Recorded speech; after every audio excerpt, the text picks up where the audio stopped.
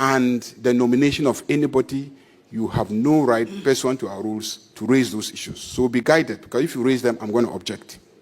You cannot even, as a member of parliament, make your comment. I am not moving a motion. I am not debating. Please, Chair, it is our view we hold as a minority caucus. Right? We have to express it. Has referred to the nominee as a disputed nominee. Thank you very much. I shall proceed my remarks with a quote from Shakespeare's Macbeth, Act 1, Scene 7. First, as I'm his kinsman and his subject, strong both against the deed, and as his host, who should against his murderer shut the door, and not bear the knife myself.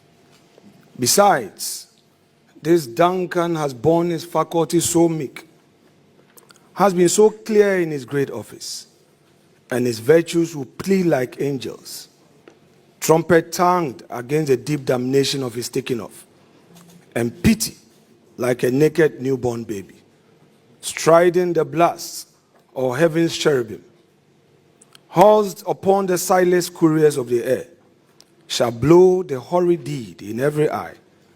Tears shall drown the wind. I have no spare to prick the size of my intent, but only vaulting ambition, which overleaps itself and falls on the other. Chairman, this morning, on behalf of the caucus, we hear with a heavy heart, but an unshakable resolve to defend the Constitution of Ghana, protect judicial independence, and uphold the rule of law. We gather to vet a disputed nominee for office of Chief Justice of Ghana. This should be a moment of national pride and institutional renewal. I have an issue. Instead, it has become a test of whether Ghana's judiciary will remain independent or fall under executive and political control. Honorable Minority Leader. Honorable Minority Leader, just hold it a second. Yes, Honorable Ayariga. Mr. Chairman, we are here because our rules say we should be here. And the same rules indicate exactly what we can do or not do when we gather here. Order 122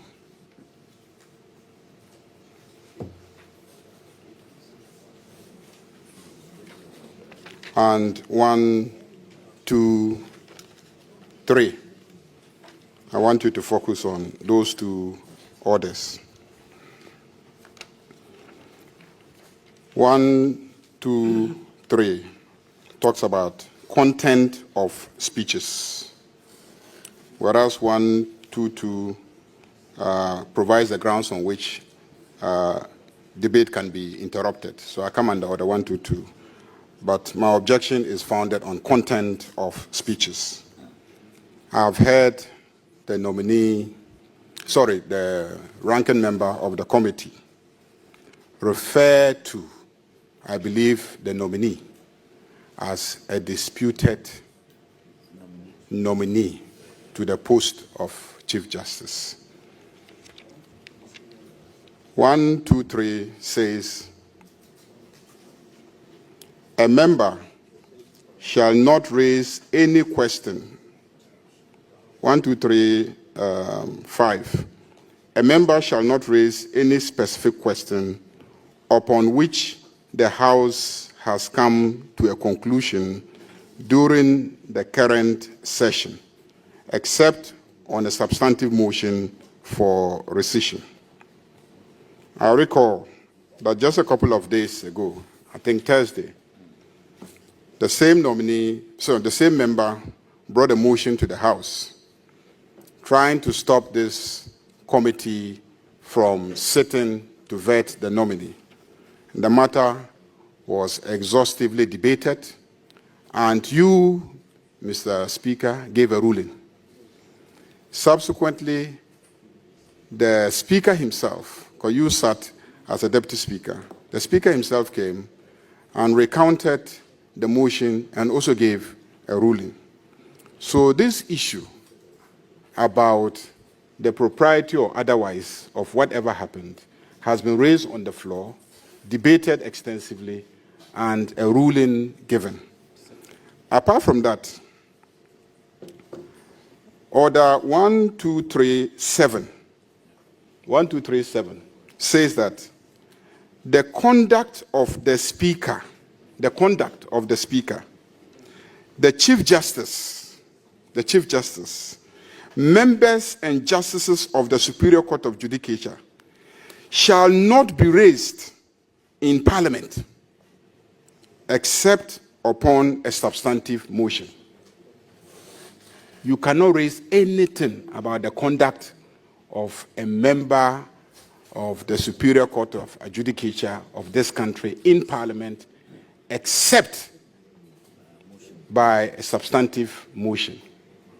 No substantive motion is before us, and so the ranking member has no right, no lawful authority to raise anything about what happened in court, the processes leading to a removal of anybody and the nomination of anybody. You have no right, pursuant to our rules, to raise those issues. So be guided, because if you raise them, I'm going to object. So I am objecting to the use of the term disputed nominee, because there's no dispute before us regarding the nomination.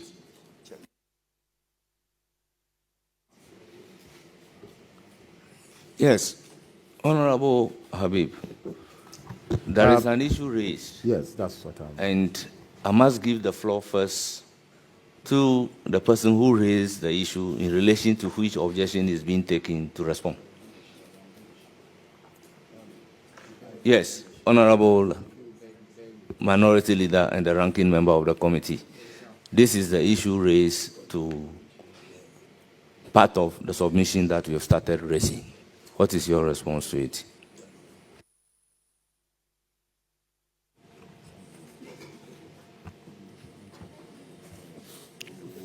Chairman, first of all, the majority leader is clearly acting in bad faith, seeking to obstruct the rather peaceful processes we have started, and as it were, try to use his numbers to intimidate. Let me ask, the rule he relied on has to do with debate on the floor of the House. There are dark clouds indeed in this country where freedom of speech by mere operation of a supermajority, you cannot even as a member of parliament make your comment. I am not moving a motion. I am not debating. Please, Chairman, the rule he relied upon. Is it this situation where people move from here and there to create confusion and create their own jurisprudence must come to an end with respect. Interruption of debate. That is, if you go to page 70 or the 122, the title there, the subtitle, interruption of debate.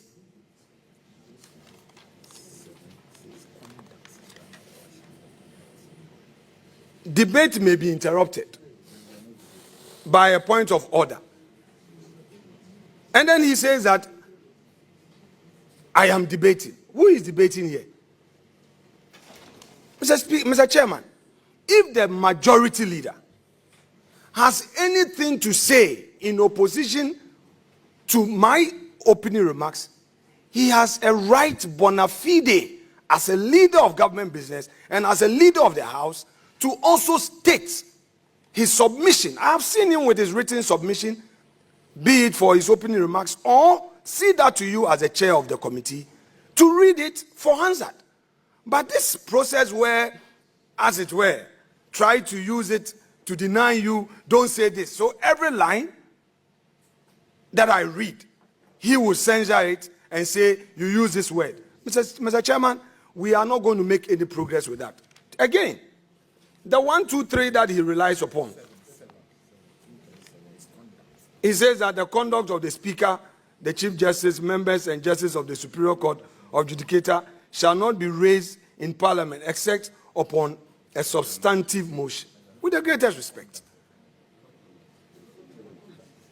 Have I raised any issue that is situated within the context of 123(7) to warrant this so-called objection? Chairman, Honorable members, can we have some order? Chairman, Honorable members, can we have some order and listen to the minority leader in silence? Chairman, we are here to discharge a civic duty and responsibility. We are political actors who have our political views on matters of national interest. The matters giving rise to the nomination is purely political, and every Ghanaian adult knows this.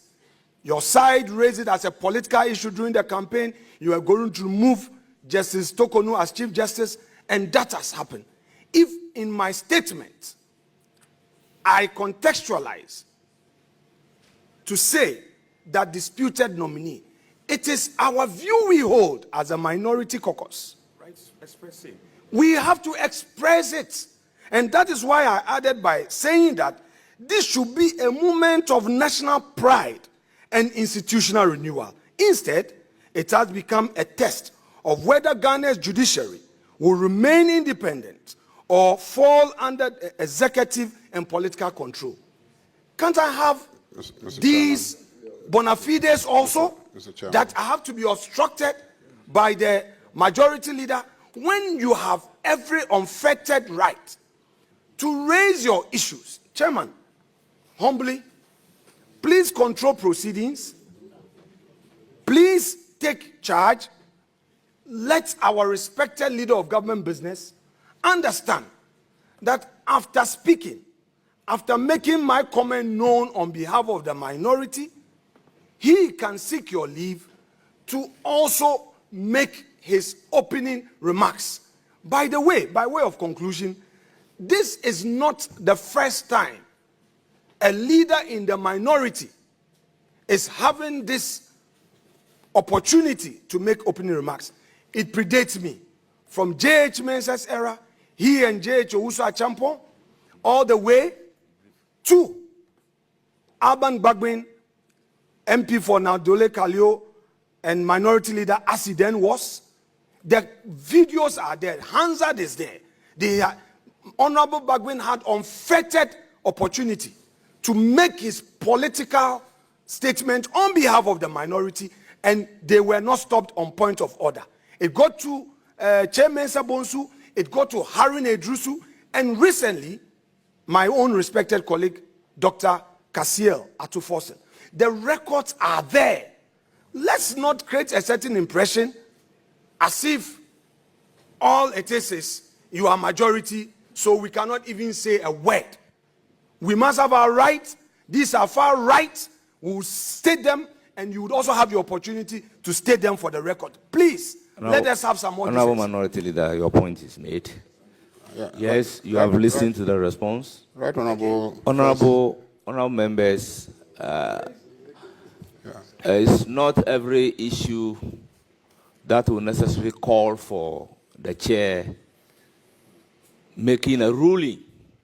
But honorable members, I indicated as a preliminary issue that let us all operate within the rules. Honorable members, may I add that we need to also observe the principle of brevity. Yes, what do you have to say?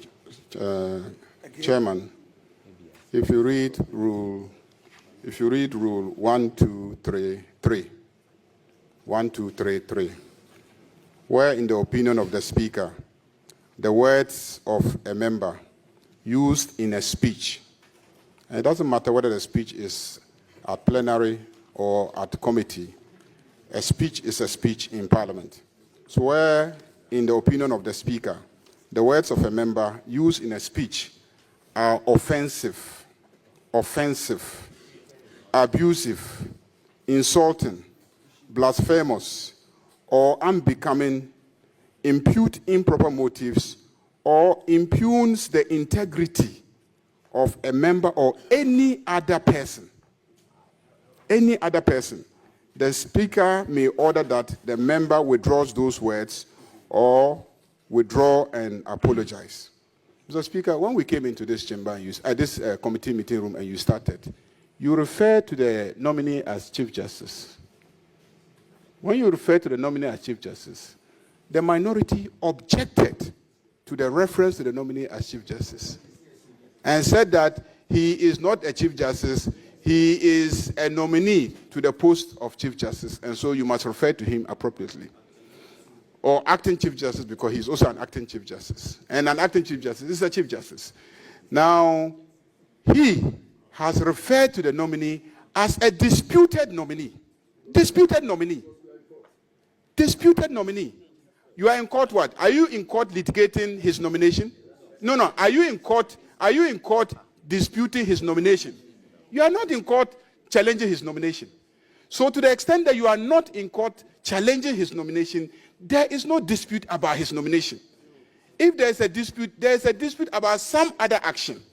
So you have no right to look him in the face here before this committee and refer to him as a disputed nominee and expect me to sit here and not respond. So, Mr. Chairman, pursuant to our own rules, he has to withdraw and apologize to him for referring to him as a disputed nominee when he is not a disputed nominee. Chairman, let me. Honourable members. Chairman, he has had two opportunities to make a point. Let me respond to Honourable members, Honourable Minority Leader, listen to what I will have to say. Okay. Please proceed and raise your issue. Avoid the use of disputed Chief Justice. Once I do not have a right to refer to him as a Chief Justice, but Chief Justice nominee, let us all observe that rule and refer to him as such.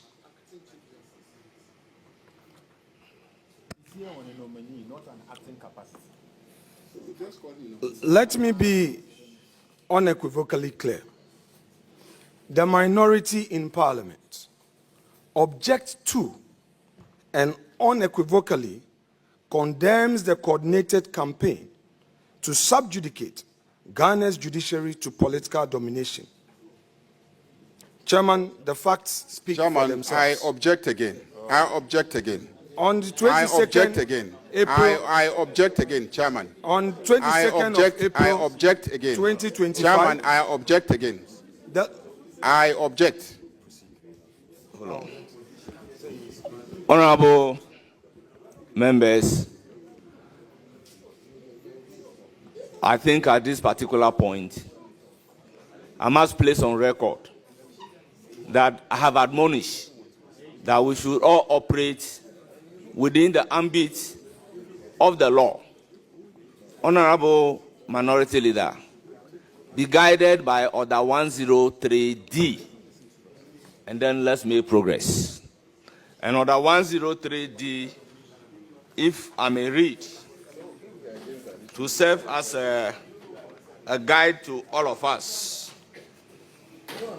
It states that a motion shall relate to a definite issue and not revive the consideration of a matter which had been considered in the same meeting unless new matters have arisen. Honourable members, by necessary implication, whether a motion or not, the principles of res judicata will not permit us that a matter that has been raised on the floor resolve to its finality would be permitted to be raised at a committee meeting.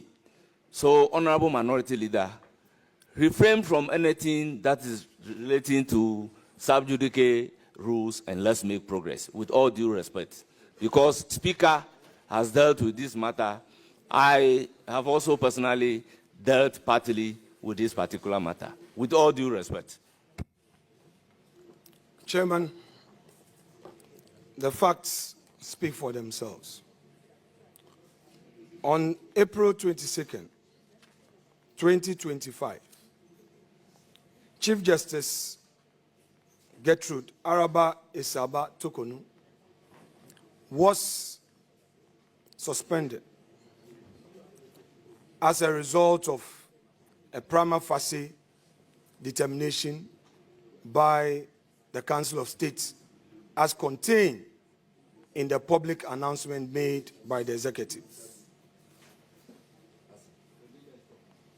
We, the minority, hold the view that the subsequent committee that was set up under the chairmanship of His Lordship Gabriel Scott Poama to trial the Chief Justice amounted to a travesty of justice. Chairman. The removal our rules are clearly offended. in the Our language rules are of clearly judicial offended. accountability. Because the rules I just read clearly offend that. But The rules clearly are offended. Chairman, the rules say that the conduct of the Speaker, the Chief Justice, members and justices of the Superior Court of Judicature shall not be raised in Parliament except on a substantive motion. He has just raised the question of the conduct of a Supreme Court judge who chaired the committee. And he describes it and the conduct and what the justice did as a travesty of justice. He has raised the conduct of that judge. He has. And the rules are clear. And I can assure you that I will not allow you to breach any inch of the rules today. No inch of the rules will I allow you to breach. Let me respond to him. Chairman, let me respond to him. Let me, Chairman, let me respond to him. You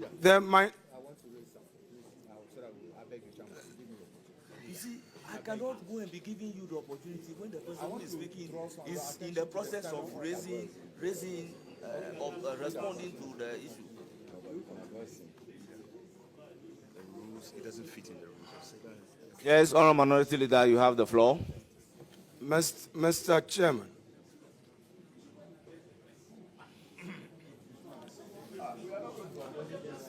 Honourable members, order. Honourable Oman, order. Mr. Chairman, let me make these preliminary comments before I address. In response to... Yes, before I address, I've made an observation. The learned Attorney General knows how much I respect him. He knows how much I respect him. And this must be reciprocated by him. When the respected learned Mahama Ayariga, leader of government business, was raising his objection, I remained quiet to listen to him because I know that decency requires that we listen to each other in silence. We are lawyers. And in the East, we must demonstrate that practice in Adaba for people to know that we listen and respond. So please, unless there is another plan that I don't know, but whatever that is happening today, history is watching. Now let me respond to my respected colleague, the majority leader. Chairman, it is his contention that my reference to the committee's work amount to attacking the conduct of its chair. With the greatest respect, I need to be listened to, and he has to pay attention to language as used in context. For the avoidance of doubt, I am repeating that the minority holds the view that the committee's work resulting in the removal of her ladyship, the Chief Justice, amount to travesty of justice. It is a view we hold. It does not offend Order 1237. Order 1237, with avoidance of doubt, provides the conduct of the Speaker, the Chief Justice, members of Parliament, the Chief Justice, and Superior Court Justice of Judicature shall not be raised in Parliament except a substantive motion. Now, the distinction must be made. Respected Ayariga, please, bear with me. I've listened to you. The distinctions must be made. Your work in the regular official duties and a critique thereto must be distinguished from personal conduct that one would consider as misbehavior or stated misbehavior. I am not, with the greatest respect, impugning the person of the reputation of my Lord Puaman, who I voted for under the influence of Honorable K.T. Amon. When all the odds were against him, I have nothing personal against him. Because even where there were personal issues that people were attacking his reputation, I was one of the few who stood. Mr. Chairman. So I'm not here to attack him. Mr. Chairman. And he knows I won't attack him. The caucus is talking about, please, Honorable Ayariga, let me finish. You were allowed to make your point. Yes, but Honorable Minority Leader, just be brief. Very well. The committee's work is what we are expressing an opinion on. And we are using very civil language to say that what it did amount to travesty of justice. It's as simple as that. So let me proceed. Chairman, unless the majority leader intends to frustrate everything that the minority has to say by way of its opinion, when did Parliament reduce to this? Where you have the right to say your own, you are the leader of the house, you have unfettered right to rebut. That is the debate we even have on the floor. When there's a debate, you take note. Where you think you disagree, when it gets your turn, you should also say that the committee's work did not amount to travesty of justice. Simplicity. But this issue of one line, point of order, next line, you are marking, don't say this, don't say that. Where are we heading to? The judiciary criticizes the government and members of the public where they disagree in their ruling. We, Honorable Minority Leader, kindly conclude for me. The work of even Please the conclude for me. Conclude for me. I beg you, leader. Conclude. We all agreed, Chairman. Conclude. Right. So let me proceed. Honorable members, I have listened to the majority leader. Travesty of justice is now. I have listened to the minority leader. Honorable members, we should be guided by the principles that if there is an issue on the floor of Parliament which has got to do with another who may not have the opportunity to respond to it, such a thing should not be made on the floor. Now, though Justice Gabriel Poma is here in person, at no point will he have the opportunity of responding to any issue raised about him. None of the committee members will have the opportunity here and then to make comments. Therefore, for you jumping into a conclusion to say that their report amount to a travesty of justice without any of them having the opportunity to respond offends our rules. I will consequently order that anything in relating to the committee and Justice Poma should be expunged from our record. That is my ruling. Chairman, Kindly proceed. Chairman, let me protest